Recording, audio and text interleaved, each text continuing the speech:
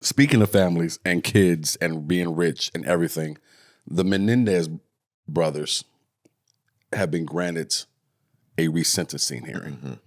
And it looks like there's some possibility that they could end up getting out. They're going to get out.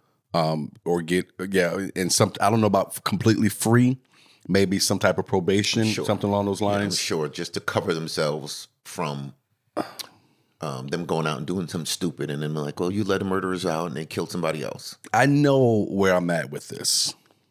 And in fact, I'm going to go ahead and go first.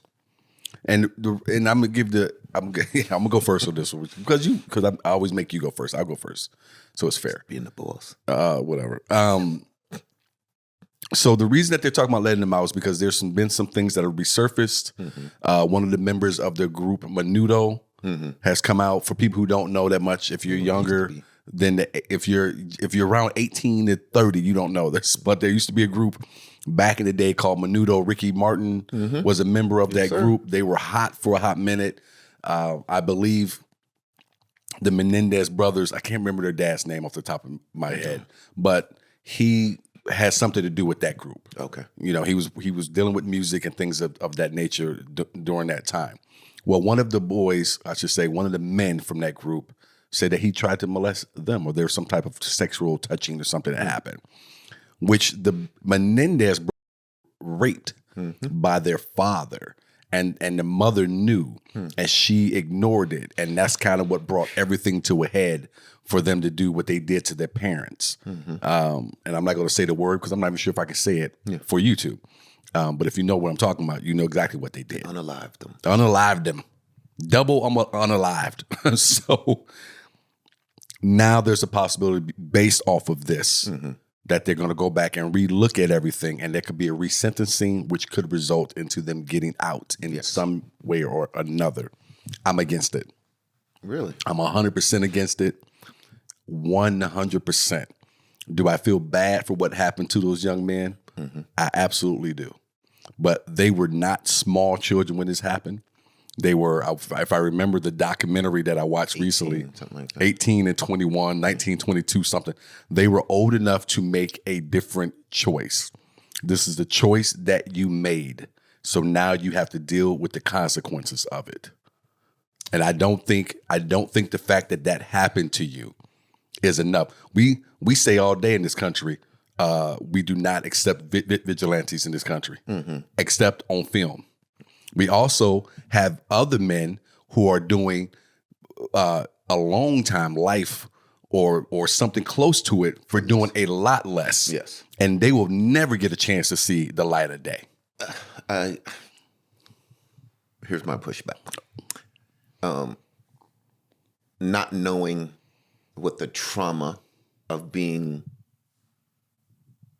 whatever happened to them and repeatedly done, if that's the case, how it affects your mental and again, at 18 and 21, we say, because we were both in the military. I went in at 17. So if you can serve the country, you should be able to drink a beer, carry a firearm, and know better than to unalive your parents.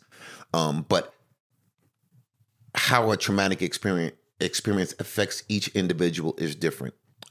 So yes, there are people who are incarcerated for more time and never getting out because of something that they did. But there are a lot more people who are in jail as long as they've been in jail for less crimes or worse crimes. So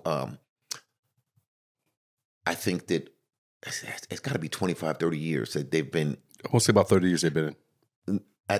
They're not the same people that they were then. I don't care. You were given a sentence. This is your sentence. Yes. This is what this was. But they've also realized that when you're younger, your brain is not as developed. First of all, they weren't that young. Okay, they're not 12, 13 years old. But they were, again, you don't know what being. I don't. And I got to tell you, I don't care.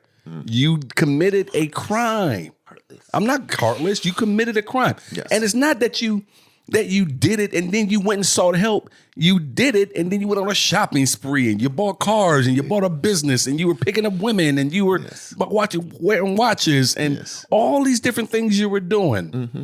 So I'm not saying it never happened, and I'm not saying that it did happen. Yes, because this young man from a noodle saying it happened doesn't mean it happened. And I think that more family members are agreeing that there was stuff that wasn't brought to the trial. So this is why they're getting a retrial, because it should have been brought to the trial earlier on. Oh, okay. Well, then I think we should go back and we should look at the trauma for every young man that has committed a crime inside of the hood and outside of the hood. And for every movie or documentary that they made, every person pretty much, when there's an uproar, they get it looked at. Well, get it looked at and then put their asses back where you found them, which is back in the cells. Mm-hmm. Absolutely not. They should not get out.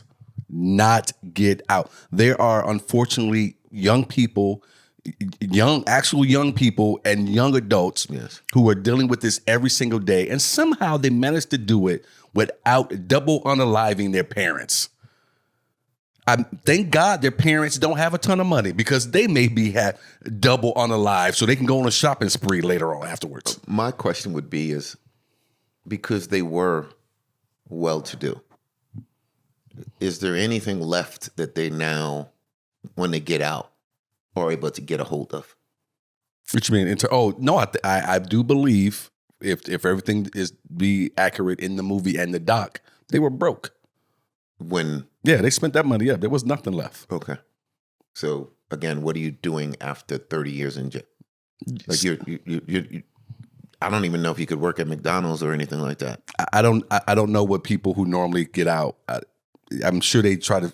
Hopefully, they can seek some type of normalcy when they get out. I just don't think these old dudes should have even the possibility of seeking anything that looks normal. I don't even know why. I have a problem with them even being in the same prison together. Why would you even allow this? Why would you even allow this? Mm-hmm. I mean, it's understanding that, again, being on the outside, you could. But if it was your family, how would you look at it? And I can honestly say, yeah, I would look at it differently. So in that case, I understand what you're saying. Is if it was my aunt or uncle that this happened to. I'm sorry, are you saying that your uncle would be the one who perpetrated the supposed things to yes, and my cousins unalived them? How would I feel like, well, yeah, they had some stuff and trauma and all the rest of this, but my uncle is still unalive. So as looking at it from that side, I'm like, you know what? Because whether if it was your grandmother or like anytime somebody gets a crime done to them, as the victim or a relative of the victim, I feel different than not knowing it firsthand. And maybe that's a little naive in my part of not being realistic with it, because if it was your family who got their house broken into, or matter of fact, I can use the example of a car being stolen. I remember we were going on a trip. We went down to where the car was and we walked up and down the block, and guess what wasn't there anymore? The car. So when you think about, somebody's car was stolen, well, they got insurance, no big deal. Well, it was a big deal because we couldn't go nowhere that weekend. We had a trip planned and we couldn't do that. Mm-hmm. So we didn't have a car for a period of time because somebody stole it. And that's taking it way down. Look, the thing you just laid on the table, it makes my brain say, all right, these two young men say they said something to a cousin. Mm-hmm. And then the cousin said something to their mother, in terms of the boy's mother. Mm-hmm. And nothing, she didn't believe it or whatever, what happened. Was there nothing ever said to another adult within his family? If their mother knew and did nothing and they were children when this happened, and we're talking about this happened over a period of time. I don't think it happened once. I think it was over a lot of years. Yes. So say from 8 to 18. Yeah. This is when this happened. At a certain point, they broke. It didn't break. Again, I think that the comfort of certain things. We have this discussion about when somebody in power kind of does something to you, you could always leave. And for me, there's always an option of removing yourself from the situation. Yes, it might be uncomfortable for you to have to go live a different life. Right. As opposed to having millions of dollars at your whim. Exactly. So you do have a choice, and you just chose the easier route. I don't think they should get out for the crime they committed. I'm not saying that anything that happened to them, they deserved it. I'm not saying any of that. I'm saying there were other choices to be made. If they were young teenagers and did something like this, and we've heard these stories before, I would see it differently, because to me, you talk about emotional and brain development not being quite there, then I'm going to go with that with a 10, 11, 12-year-old. Because I think they were 19 and 22 years old. Yeah. So at some point, you weren't in high school anymore. You were graduated. You were adult enough that, again, you could have been in the military, or you could have chosen to do something different, but you chose to stay under that roof. Well, yeah. And be manipulated. Take these tennis lessons you were still taking, and taking the money and doing all different things, and going on trips. Yeah, the trips and whatnot. So, no, I don't think they should get out ever because of the crime that they committed. And if they're doing great in there, went to college and all these different things, God bless them. Good for you for finding your way through it, and making a life out of it for yourself, I guess, for as best you can. But I'm not letting you out. Yeah, not for the crime you committed. When you're on, because it was a heinous crime. The way that they didn't just, they did it and then they acted like it was nothing. And they were sleeping. Yeah. They acted like it was nothing after that. Because if I remember correctly, it was, like you said, they went on spending sprees. Yes. They lived a lavish lifestyle for a period of time.